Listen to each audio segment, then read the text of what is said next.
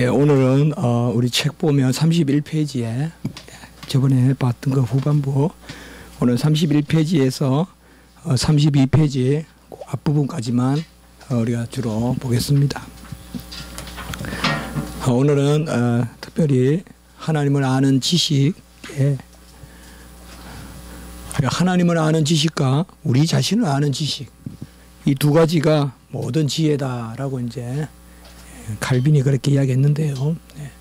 특별히 하나님을 아는 지식은 구속주 하나님과 창조주 하나님을 알아야 된다. 그래서 크게 말하면 하나님을 아는 지식은 모든 것을 지으신 하나님, 이 창조주에는 또 섭리의 그런 주님도 들어가겠습니다. 그리고 구속주 하나님은 우리를 구원하러 오신 그런 구속주 하나님. 오늘 오전에 말씀을 통하여서도 바로 예수님께서 그런 말미암아 천지를 지으시고 또 그가 그런 천지를 또한 보존하시고 지키시고 또 그가 구속하러 오셨다. 그래서 거기도 창조주 구속주가 이렇게 나왔는데요. 오늘도 바로 이 말씀을 통하여서 그렇게 우리가 하나님은 천지를 지으시고 또 구속하신다. 사실 지으신 것은 대상이 우리 인간만 해당하는 게 아니고 모든 피조물은 다 지음을 받은 것이죠. 하나님 외에는 존재라는 게 없습니다. 하나님만 존재시고 나머지는 다 하나님이 만든 존재죠. 그러니까 영원히 하나님 한 분만 계셨습니다. 어떤 자료가 있었던 것도 아니고 어떤 계획이 있었던 것도 아닙니다.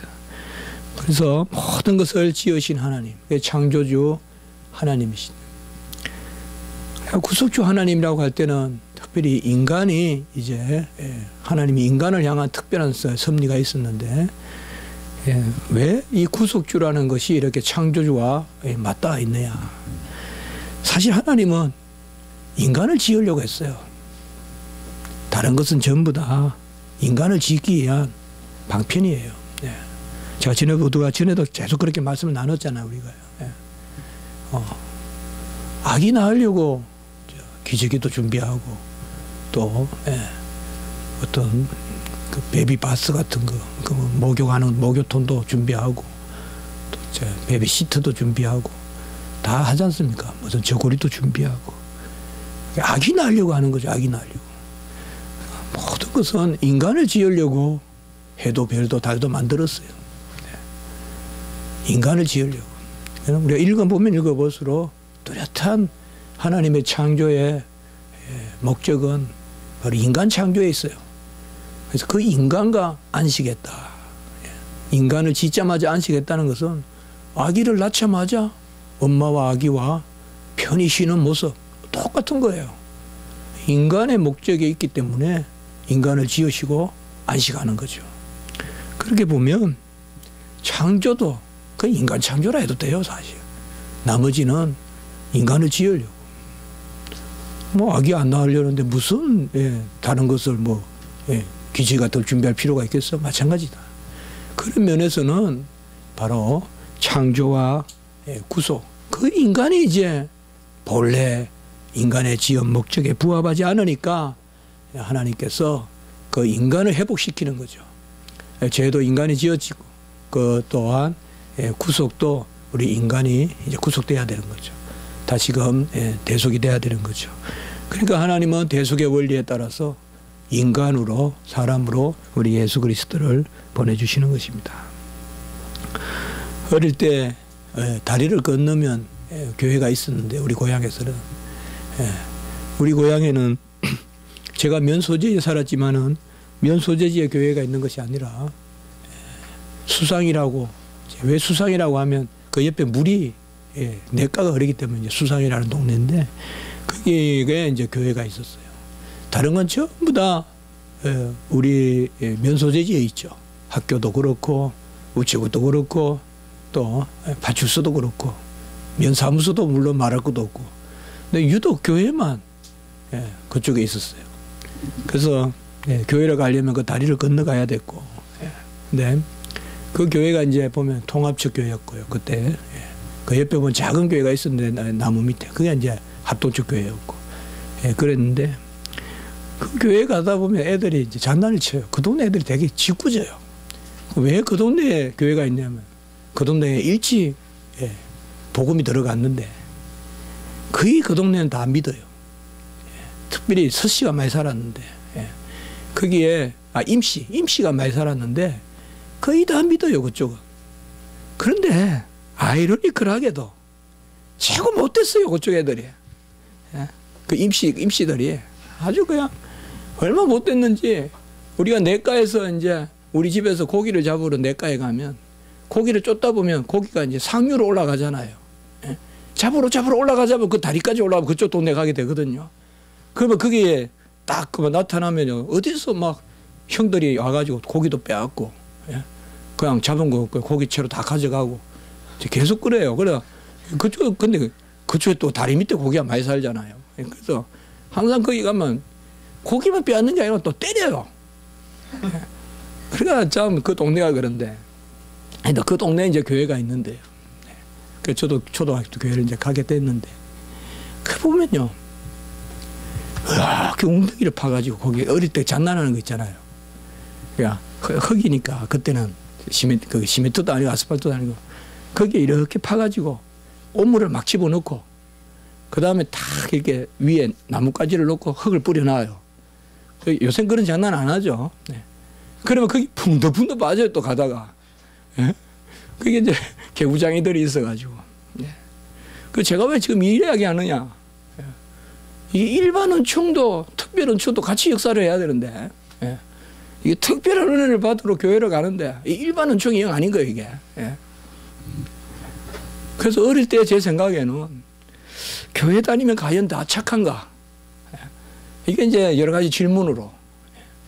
그 당시에 이제 삼천리 자전거가 처음 생겼는데, 우리 집 앞에 지금 삼천리 자전거가 있어요. 그 당시에 삼천리 자전거 포 했던 아저씨가 교회 다녔어요. 근데 그때는 이제 자전거를 1시간 빌려 타면 20원인가 주고 빌려 탔어요. 자전거를. 그래서 저도 자전거 그때 배웠는데, 배우다가 팍 꼬꾸라뜨리고 이러는데, 아니, 넘어지면 애 다친 거 생각 안 하고 왜 자전거만 이렇게 고장났냐고만 이야기해요. 그 앞에서 푹 넘어져도 야, 안 다치냐 이래야 되는데, 마치 뭐 옛날 우리나라에 초창기에 비행기가 돌아가지고 파일럿들한테 사람은 죽어도 비행기는 구하라. 사람 죽고 어떻게 비행기를 구해요? 비행기를 몰아야 비행기가 가지. 근데 파일럿들한테 그렇게 가르친다는 거예요. 우리 고등학교 1학년 때 선생님이 그러더라고요. 사람은 죽어도 비행기는 구하라. 너희들은 우리 반을 위해서 1학년 5반을 위해서 헌신하라 이거예요. 1학년 5반이었거든요. 제가 대구에. 사람은 죽어도 비행기는 구하라. 그래서 우리가 이게 논리가 떨어지지만 사람이 죽는데 비행기 구하냐 이거야. 사람이 떨어지면 비행기도 같이 떨어지겠지. 하나님을 아는 지식에는 보면, 그러니까 창조주 하나님과 구속주 하나님. 우리가 주로 창조주 하나님은 일반 은총이다 이렇게 이야기합니다. 일반 은총은 뭐예요? 교통 질서, 하늘의 별, 사시사철 운행, 인간 전체가 일반 은총이죠. 이게 창조예요. 아까로 말하면 길 갈 때 질서 지켜주는 거, 이것도 창조의 질서고 섭리의 질서거든요. 길에다 웅덩이 파도 되고 뭐 그러면서 구원받아도 되고 이게 아니에요. 이건 계획주의지 못해요. 그 교회는. 우리 어릴 때 그 교회는. 걔들은 다 비계획적이에요. 그쪽 동네도 엄청 목사들이 많이 나와요. 그런데 다 목사님들 그런 사람들인 거 알면 돼요. 그 동네 목사님 되게 많아요. 임시들. 근데 하나님은 이 창조 지식과 구속 지식을 함께 해주시고 특별히 창조주와 구속주를 알게 하시는데, 일반적인 순서로는 성경을 넘기면 우리는 먼저 창조가 보이죠. 창세기가 있고 그 다음에 3장쯤 가보면 이제 타락이 있고 3장 15절에 우리가 소위 원복음이라고 하는 그러한 여자의 후손이 그 다음에 뱀의 머리를 상하게 하고 이런 부분이 나오잖아요.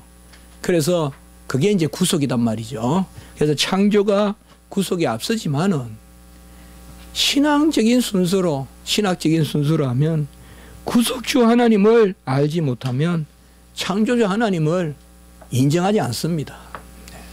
아무리 해가 쬐쬐 내려져서 실과가 무르익어도 그것이 하나님이 은혜를 베푸셔서 했다고 생각 안 합니다. 우리가 믿는 사람만이 하나님을 우리가 높이고 또 찬양하고, 그래서 창조주 하나님과 구속주 하나님의 지식은 항상 함께 있는데 구속주 하나님의 지식이 앞섭니다. 사실상 믿음으로는 먼저 알아야 돼요. 하나님이 나를 구원했다는 것을. 그래야 그분이 천지를 지었다는 것이 보여요. 이 순서가 거꾸로 되면 우리는 그걸 자연신학이라고 그럽니다. 먼저 지은 것을 알면 구원에 이른다라면 그건 우리가 자연신학이라고 부르고, 우리는 계시신학인데 계시신학은 특별히 뭐냐? 구원 계시의 신학이에요. 먼저 구원을 받아서 하나님의 구속주 되시면 내 죄를 사하시고 온전케 하셨다. 그러면 만물이 보이기 시작합니다. 저는 하나님 앞에 은혜를 받고 이렇게 목회자로 살면서 가장 하나님께 감사한 것은 정말 만물이 새롭게 보인다는 거예요. 만물이 정말 자연이 아름답게 보이고요. 설명할 수가 없어요. 자연이 아름답게 보이고 정말 그냥 와닿는다 그럴까요? 그냥 잠긴다 그럴까요? 옛날에는 자연도 뭔가 자꾸 부딪혔어요. 안 아름답다는 거 아니에요. 아름다워요. 간혹은 너무 아름다워요. 지금으로 생각하면 이기지 못할 만큼 아름다웠어요. 우리가 방황하고 헤매는 사람들에게 자연 시인들이 자연 같은 거 글 쓰는 거 보면 정말 부대낄 정도로 아름답잖아요. 그렇지만은 뭔가 거기 아름다우면은 이렇게 잠기는 아름다움이 아니라 막 뭔가 이렇게 힘들게 하는 아름다움이라 그럴까요? 그런 것도 우리가 있을 수 있잖아요. 우리가 김종선 그 시에 보면 북치는 소년입니까? 거기에 보면 제일 첫 구절이 바로 의미 없는 아름다움. 그러죠. 의미 없는 아름다움. 아주 유명한 19절이잖아요. 의미 없는 아름다움. 아무 의미도 없는데 무슨 아름다움이 있다는 거죠. 참 와닿잖아. 우리가 의미 없는 아름다움. 뭐뭐기 때문에 아름답다가 아니라 이제 의미 없는 그런 아름다움이다. 저는 그분이 어쨌든 삶이 어쨌든 하나님을 향하여 있는 부분이 많다고 그렇게 여기는데, 우리가 창조주와 구속주는 오늘 시편은 바로 왜 제가 19편을 또 오늘 여러분들 아주 또 히브리서 1장 다야 또 시편도 19편 다 이렇게 보게 되셨는데, 크게 전에도 이 말씀 우리 한번 크게 봤어요. 1절에서 6절까지는 창조주 하나님을 뜻하고 있고요. 1절에서 6절까지는 창조를 노래하고 있어요. 그 다음에 7절부터 크게 7절부터 바로 우리가 13절까지 다 이야기해도 돼요. 13절까지는 그냥 말씀이에요. 그래서 이건 특별 계시예요. 특별 계시. 그래서 19편 1절에서 6절까지는 일반 계시고, 그 다음에 7절에서 13절까지 특별 계시고, 뭐 경우에 따라 11절까지 해도 되는데 그냥 13절까지 해도 돼요.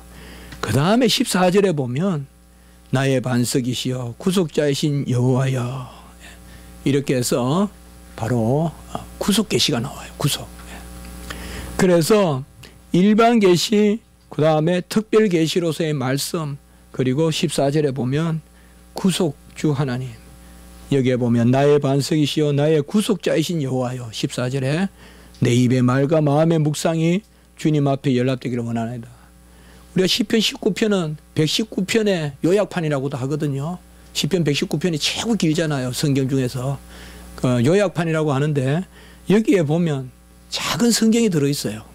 여기에 바로 앞부분에 보면 창조주 하나님, 하나님의 영광을 선포하고 궁창이 하신 일을 나타내고, 언어도 없고 말씀도 없으나 4절에 보면 소리가 온 땅에 토하고 말씀이 세상 끝까지 이르고 해가 신랑과 같이 나오고 하늘이 끝에서 저 끝까지 운행하며, 바로 이 부분은 창조주 하나님이십니다.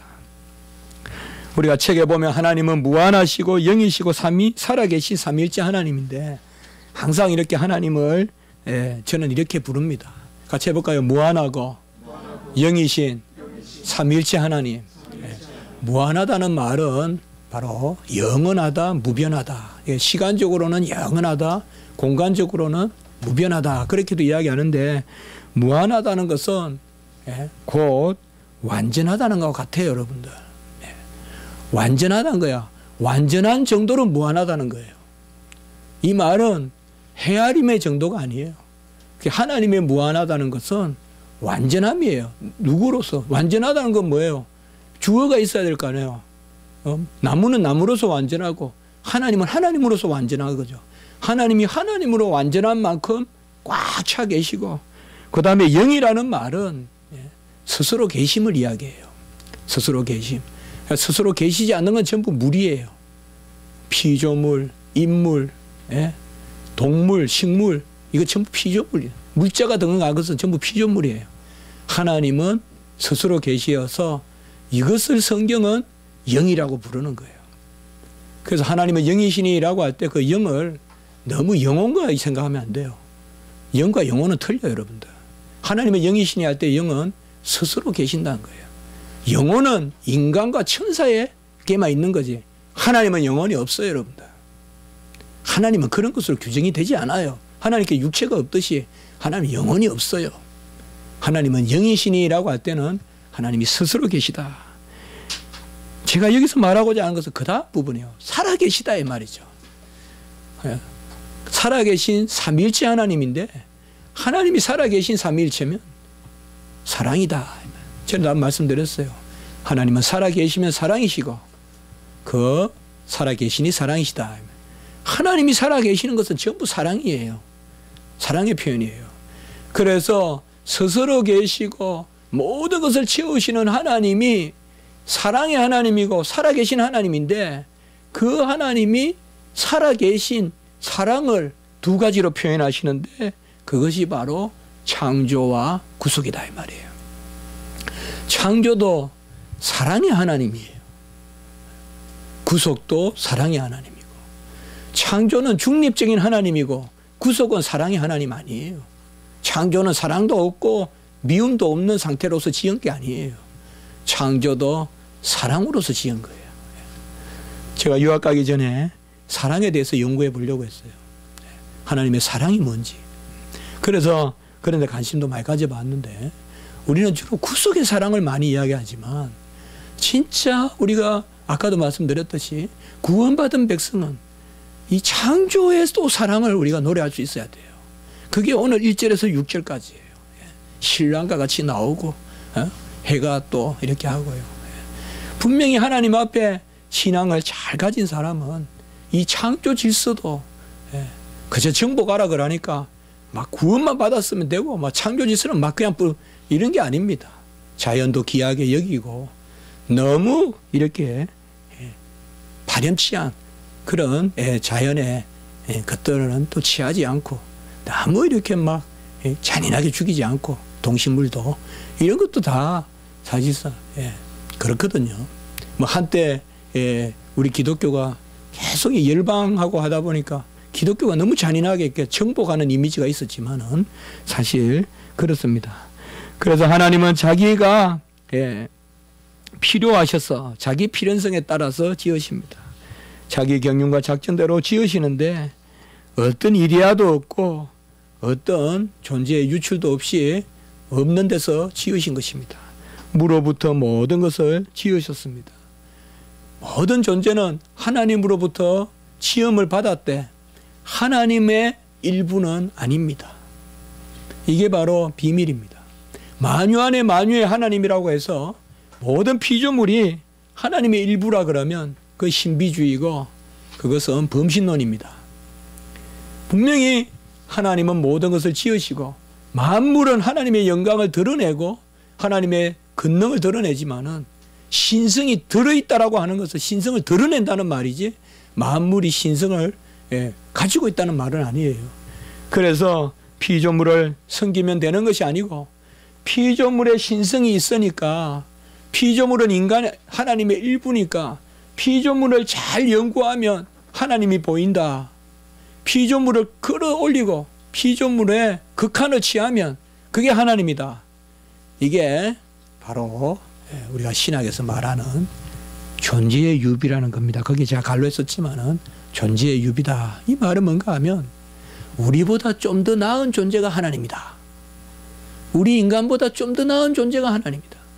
인간 안에도 하나님의 소질이 있고 요거보다 조금 순수한 게 하나님이다. 아니다 이 말이에요. 그래서 크게는 우리가 존재의 유비냐 신앙의 유비냐 그런 말을 하는데 우리는 존재적으로 접근하면 안 됩니다. 그러니 내 사상보다 더 고급한 사상이 하나님이다 라고 말하면 안 됩니다. 이게 바로 중세의 토마스 아퀴나스가 이 생각을 한 겁니다. 인간의 이성도 있고 하나님의 이성은 있는데 하나님의 이성은 higher reason이고 인간의 이성은 lower reason이고 인간은 좀 더 낮은 이성이고 하나님은 고급스러운 이성이고 아닙니다. 하나님의 생각은 우리가 미칠 수가 없습니다. 하나님의 오묘함은 우리가 가닿을 수 없습니다. 그러므로 창조주 하나님에 대한 우리의 고백은 귀하고 선하고 아름답되 피조물이 하나님의 일부가 될 수는 없다. 이것을 아셔야 됩니다. 피조물이 하나님의 일부라. 그것을 나아가서는 인간이 하나님의 일부다 라고 이렇게 이야기하면 그것은 가장 잘못된 그런 이야기인 것입니다. 이러한 하나님을 아는 지식, 이러한 지식은 바로 오직 우리가 특별한 하나님의 말씀을 받아야 됩니다. 그것이 오늘 이제 7절부터 나와 있는데 여호와의 율법, 여호와의 증거, 여호와의 교훈, 여호와의 계명, 여호와를 경외하는 도 이렇게 나오는데 여호와의 법 6개 나오잖아요. 이건 다 성경하고 똑같은 말이에요. 성경이란 말하고. 구약시대 때 율법이라고 하면 성경이라고 생각하시면 돼요. 그래서 성경은 안전하고 성경은 확실하고 성경은 정직하고 성경은 눈을 밝게 하고 성경은 정결하고 성경은 다 어려우니 금보다 순금보다 꿀성이보다 귀하고 달다. 그렇게 보시면 됩니다. 사실 창조도 우리가 그냥 보고 느끼지만은 삼위일체 하나님이 창조를 하신 것입니다. 모든 것을 주의 손으로 지었다. 시편 102편 25절에 보면 바로 주여 태초에 주께서 땅에 기초를 두었나니 주께서 모든 것을 지었었습니다. 그리고 말씀으로 지었습니다. 시편 33편 6절에 보면 여호와의 말씀으로 하늘이 지음이 되었으며 그 만상을 입 기운으로 이루었도다. 시편 33편 6절. 말씀은 성자고 입 기운은 성령이에요. 그렇기 때문에 창조 사역이 삼위일체의 사역입니다. 이러한 창조주 하나님을 우리가 오직 어떻게 아느냐? 바로 구속주 하나님을 만나야 안다는 것입니다. 분명한 우리의 순서는 거듭나야 창조가 보인다는 거예요. 은혜는 누립니다. 거듭나지 않아도 햇빛을 받고 비를 맞습니다. 그러나 그것이 무엇을 의미하는지, 그 비가 누가 내려주신 것인지, 그 햇빛이 누가 쪼여주시는 것인지를 알려면 오직 우리는 하나님을 먼저 영접해야 돼요. 절대로 자연적인 은혜로는 구원에 이를 수 없습니다. 자연적인 은혜로는 구원에 이를 수 없어요. 그래서 그리스도 안에서 구속주로 하나님을 계시하는데 예수 그리스도를 우리가 영접해야 알게 되는 것입니다. 시편 27편 1절에 보면 여호와는 나의 빛이요 나의 구원이시니 여호와는 내 생명의 능력이시니 라고 말씀했습니다. 이것은 바로 구속주 되시는 그런 여호와 하나님을 말하고 계십니다. 여호와는 내 생명의 능력이고 시편 36편 9절에 보면 진실로 생명의 원천이 주께 있사오니 라고 이렇게 말씀하고 있습니다. 우리는 자연적인 생명으로는 하나님을 경외할 수가 없습니다. 생명의 원천은 바로 주께 있다는 것은 하나님이 우리의 진정한 아버지가 되실 때 그 생명이 우리의 영원한 생명이요 진정한 생명이 되는 것입니다. 그리스도 안에서 우리를 구속하신 그것을 만세전에 정하시고, 이것은 저번에 우리가 같이 봤죠. 예수 그리스도가 하나님의 아들로서 구속주가 되시는 것은 성경에 이미 증거되어 있습니다. 요한복음 5장 39절은 여러분들 잘 기억하셔요. 중요한 말씀입니다. 너희가 성경에서 영생을 얻는 줄 생각하고 성경을 연구하나니 이 성경이 곧 내게 대하여 증언하는 것이요. 바로 성경이 영생을 증언하는 것이고, 그 영생이 바로 예수 그리스도께 있다. 그것이 요한복음 5장 39절인 것입니다. 그러므로 우리는 구속주 하나님 그 예수 그리스도를 통하여서만 자연의 섭리를 알고 또 운행의 법칙을 아는 것입니다.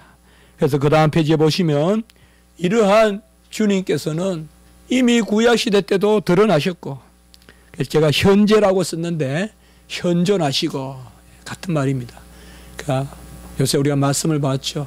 여호와의 사자라는 이름으로도 많이 나타나고, 구름기둥 불기둥도 구름기둥 불기둥 우리가 교회라고도 하거든요.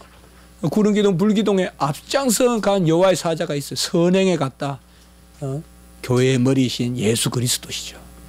그래서 우리는 먼저 구속주 하나님을 영접해야 자연이 보이는 것입니다.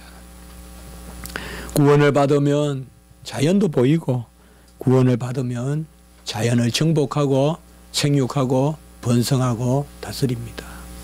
그래서 오직 우리가 자연을 상대하고 사회를 상대하고 일반적인 은총을 온전히 누리는 길도 예수 그리스도를 만나서 구원을 이루어야 됩니다.